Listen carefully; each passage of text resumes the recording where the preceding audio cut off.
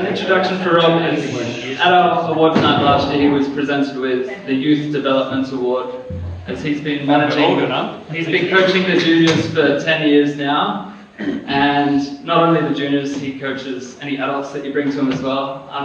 Yeah, for a couple that I feel very confident and trust that he will look after them and take the time to make sure they enjoy their first experience. But it's amazing that he can do this because his real passion is to be at the top level of the sport, and his son Sam has gone on to, well, he's raced Australian superbikes and British superbikes. He's held lap records both here and Wanneroo. And yeah, so I just know that Rob is really passionate about the pinnacle and going as fast as he can. He gives so much to just introducing people to the sport and getting them involved. So welcome to Rob.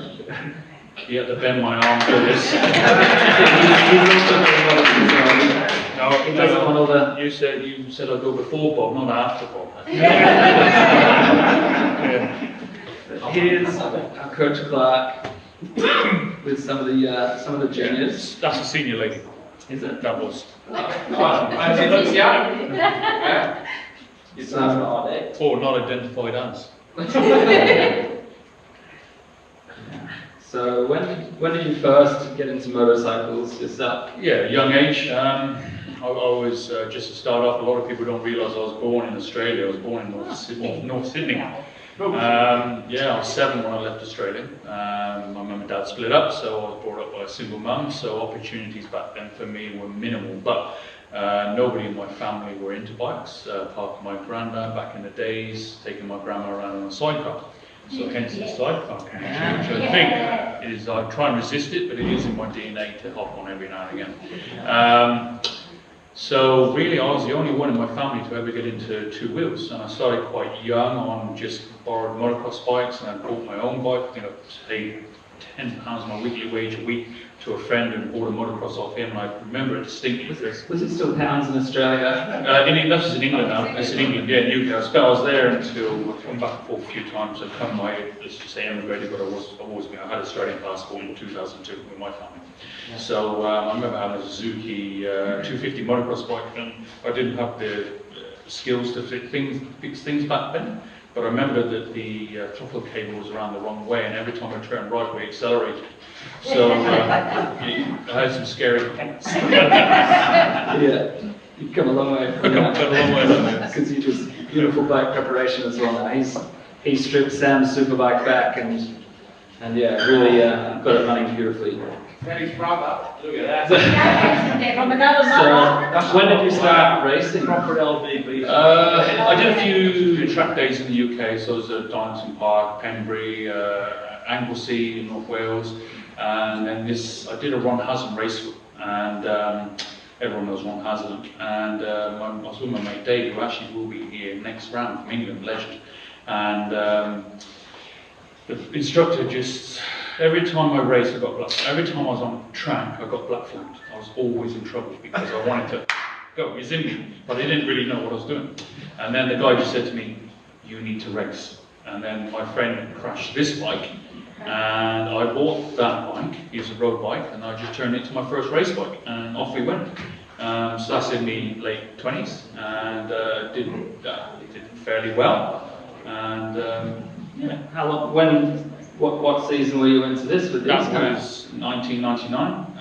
That was East Midlands Racing Association Roadstock, which was a pretty hard fought series at the time in the UK. I don't know why, but the level was pretty high over there. And yeah, some really good ding-dong battles, so I enjoyed it. On a minimal budget. I mean, I couldn't afford knee sliders, let alone anything else. Or even a picture of myself. I remember, you're there, I had to decide whether I could buy knee sliders or I'd be able to buy a picture of myself on track. Everything was just tight. Single mum, you know, like I said, just things were tight, but in all fairness, it gives you appreciation for everything else that comes on. And probably to maybe answer a question you might ask me about the juniors, that is actually my ethos, mentor school. Was not a mentor. No, what's the word? How I think about this. Philosophy, because I don't have a lot of, I talk to people, I suppose. I've always said I've set this up for a single month, and people laugh. But I've actually generally have, because I know that I didn't have the opportunities that other little kids have, and you see the results. So I generally do it because I know that no point talking about what you didn't have when you were young. Let's do something about it and give the others something that we didn't have. So that's where my passion comes from, to give the kids the opportunity, and hopefully also the parents an enjoyable opportunity to enjoy our lovely club. Fantastic.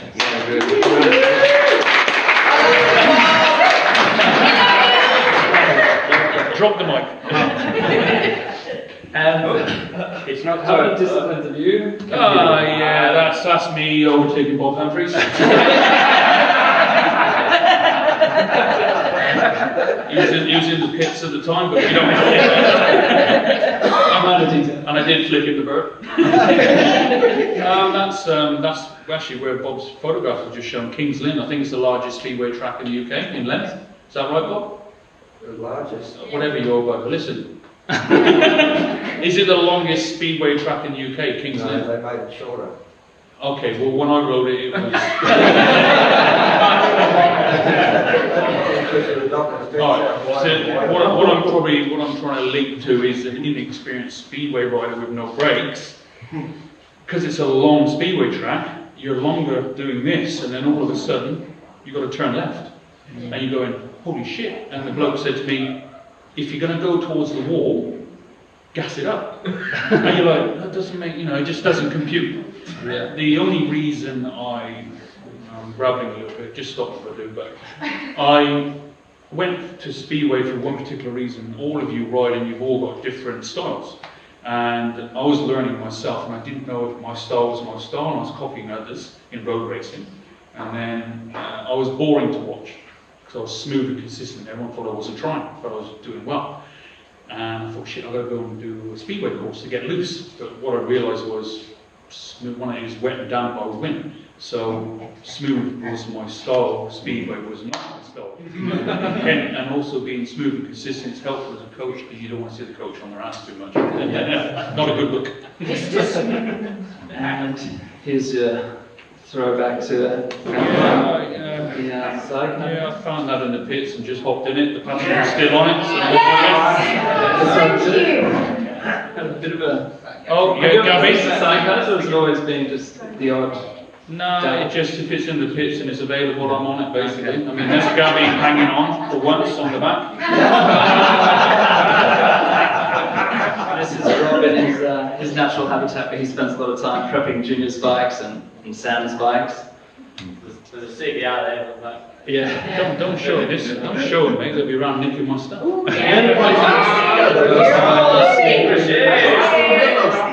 Beautiful, is it 998 or 996? Yeah, that's the one I got black flagged on. That's my main bike. It's a road bike, completely road bike, and I got pushed up to race class, and the race guys just wanted to eat me alive, so I had a number plate on the back, and it was just horrible. That's a bit scary, but nice expensive road bike. Yeah, but yeah, it was very nice. Yeah. All right, and go-karts. Do you have a race go-kart? No, I just found it in the pits and hopped on it. All right, and now this is about where Sam takes over and develops the passion and kind of takes the baton and runs with it. He's the same age as your brother in this picture. Ah, George. it's not that. Huh? Is Sam stealing the number? The family number? Yeah, that's a funny little picture. He's smiling there. What I used to do with Sam, I used to blow up his back tyres so hard that he was nearly going to burst. And I set the front right, and then we'd go out in a field, as it is in the UK, paddock here, and I'd always choose a bit which had long grass, and on a damp day, I'd get him. And as soon as he touched that throttle, he'd just light up. And he used to just control it, and I know it was just instinct, because he wasn't taught that, he just could do it. Yeah. And then one day I went, oh, that's amazing, I love this, he's proud of his son. I said, stay there. And I went to try and get my video recorder, which was huge back in the day, to video him. He cracked the shits, took the helmet off and wouldn't play. So I beat him, took him back to his house. I cracked the shits. I never did get the video of him. Looks like he started winning trophies pretty young, but he had a really strong career as a BMX racer first, before the motorcycle. Yeah, I gave up my racing because I realised Sam was potentially a bit quicker than me. So We race WA State Championships, we race Super Series, which is a big series, and then we race National Championships, and then we raced 3 World Championships, and that's all from Perth. So we represented Australia. That was actually against New Zealand. That was kind of mighty 11s or whatever, but 11 kids in Australia chosen to race. But we went over and represented Australia at BMX team for his age bracket, and we finished fifth in the world for 2 years. 1 in Australia, Holland, and then we went to Paris and we got 3rd in the world. So I was doing all the spannering and he was doing the riding. Awesome. This photo looks like it's quite recent, and yeah, that's just before he crashed it. Change the picture. Makes him cry. and this is when you had Sam racing in the Super Sport, the Australian Superbike. Yeah, Super Sport 600. Super Sport. Yeah, Super Sport 600. So that's it actually. Yeah. So we did the national championship and missed out by 1 point for the national championship. Last race of the season, last meeting, last race, last lap, last bend. Wow. 1 point is all in. But that was enough to get him an opportunity over in British Superbike. Went with BSB, yeah, with sponsors, not with me, it's just too much money to be fair. Yeah, sponsors on board. Took him to BSB and he raced for CF Motorsport and in Super Sport 600, which is basically in BSB is 600, in BSB is just it's unreal, but he struggled to ride it because his style, he was just loose. Every corner he's coming in sideways, which is impressive that he can control it, but they realised he was a superbike rider. So they swapped in within 6 months within that team up to a stock 1000 superbike. Yeah. And I know that he suffered some pretty rough injuries while he was there. And what was it like for you as a parent with him racing overseas? Well, even before he went overseas, we raced. We went for Moto3 Wildcard 2012, and Casey Stoner's last meeting, and we were there on the grid for that, and that was pretty good. But prior to that, in Darwin, we were practicing, and he broke his femur just here, snapped it clean. And I just bought him, I was pissed, because I just bought him brand new leathers. And you sort of, I don't know, you know when you're upset, you say things you shouldn't say. Like we're with the medics at ASBK, this is dead serious. And they said, you're his dad, yes, we've got to take his leather, we've got to cut his levers off. And I just said, take the leg. And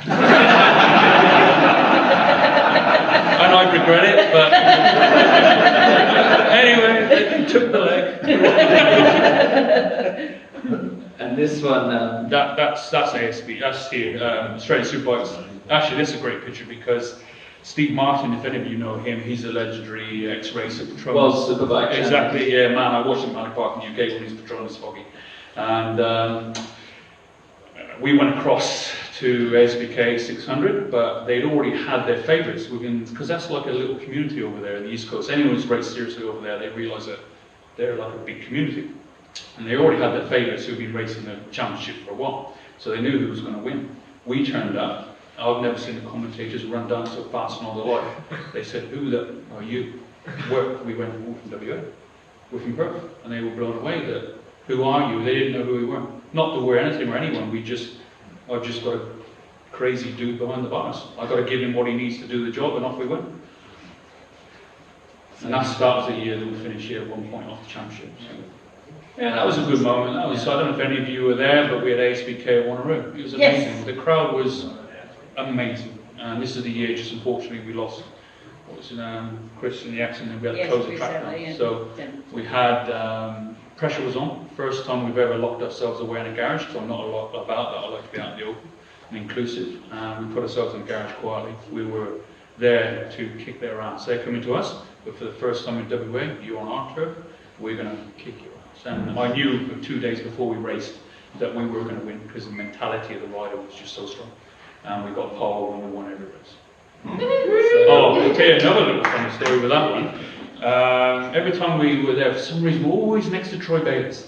And Troy Bayliss, legend, love him, but we're racing against him. We're racing Cube Racing, which was his team. Ben Henry, not Ben Henry, it was Ben Henry's team, but also Pro Twin, Justin, were looking after their bikes.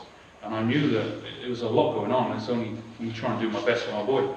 And Troy, he was setting himself up as a team, but he's always been the rider, never been the team. So he's always missing things out of his toolbox. So he was always, I'm fairly organised when I go to that level, and I always had what he needed. So, yeah, Troy, whatever, have it, you know. And then one day we were on a route for that race, as I showed you, and Sam said, oh, Troy's wants to know what gearing you run around one route. I said, because I've never told Sam, even now, Sam won't know what gearing he runs. He doesn't know. He said, not that he just doesn't know his settings, that's my job. He's the rider. So Troy, I said, no, Sam, he's not. Lovely bloke, but no way. Anyway, we come out of scrutineering, I'm pushing the bike, I'm looking at Troy, I noticed that Troy's looking at me, I haven't seen him.